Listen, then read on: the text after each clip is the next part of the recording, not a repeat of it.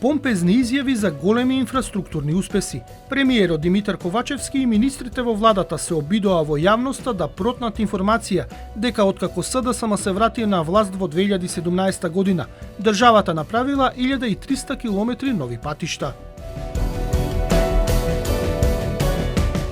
Побурната реакција во јавноста околу оваа фантастична бројка за нови патишта кои граѓаните не ги гледаат никаде, власта почна да ретерира со бројките и да ги доближува до реалноста, а таа е следна. Откако Димитар Ковачевски е премиер, не е започната ниту една автопатска делница, ако не се земат во предвид подготовките за коридорите 8 и 10Д, кои ќе ги гради конзорциумот Бехтеленка. Сите останати делници во изминативе 20 години се почнати во времето на ВМРО ДПМН, а пуштени кога премиер беше Зоран Заев од СДСМ. Играта со бројки кој колку изградил при што се откри дека не е точно дека за 5 години се изградени 1300 километри нови патишта, отвори две дилеми. Една економска, другата од аспект на владиниот однос кон и со јавноста. Економистите имаат јасен став зошто секоја влада е фасцинирана од нови километри, пред се ако станува за автопатишта. Кога ќе отворите магистрален пат, или кога ќе ревитализирате магистрален пат, тој опфаќа одредена мала група на луѓе кои што ќе бидат засегнати од неговото отворање или пуштање во употреба.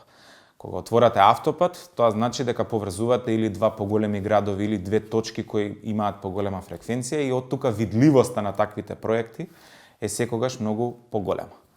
Втората дилема е дали овие непрецизни и често пати неточни информации пласирани во јавноста се ненамерна грешка или за ова стои план што да се каже во јавноста. За грешка можеме да зборуваме само тогаш кога станува збор за инцидент. Во случајов станува збор за правило. Правило кога го гледаме секојдневно во нашиот јавен живот, па од тука не би можело да се рече дека се работи за случајно. За жал, лажните вести се повеќе го преплавуваат јавниот простор не само во Македонија, туку воопшто тоа е еден светски тренд кој е застрашувачки и загрижувачки. Најново од власта е дека изградбата на патиштата, но и на другата инфраструктура е оправдување за високите буџетски дефицити.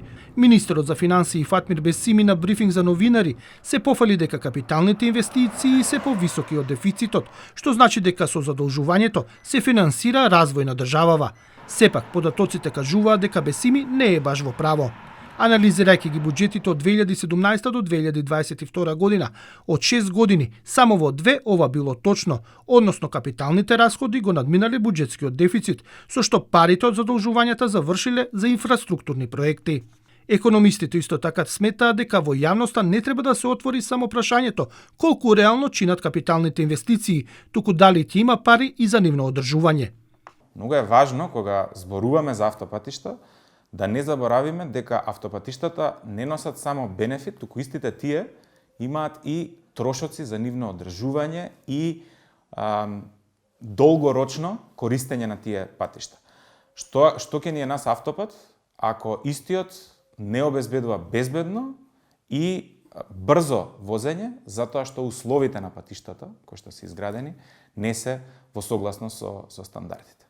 Пример може да послужи делницата во близината на Катланово од автопатот Пријателство, каде околу 5 километри не може да се ревитализираат повеќе години. Михајловска пак смета дека пласирањето на информации кои не се до крај точни го дава резултатот. Не се отвораат во јавноста вистинските теми. Естаблишментот, без разлика дали доаѓа од политички или од бизнис кругови, пласираат вести кои што се сосема неточни или извртени. Тие создаваат забуна во јавноста, прво создаваат забуна кај луѓето. А кога создаваат забуна кај луѓето не може да се фокусираат на вистинскиот проблем, во смисла непостапување на политичарот, работење на работ на законите или надвор од тоа што е јавен интерес и така натаму, барање на одговорност за несработено или недобро сработено.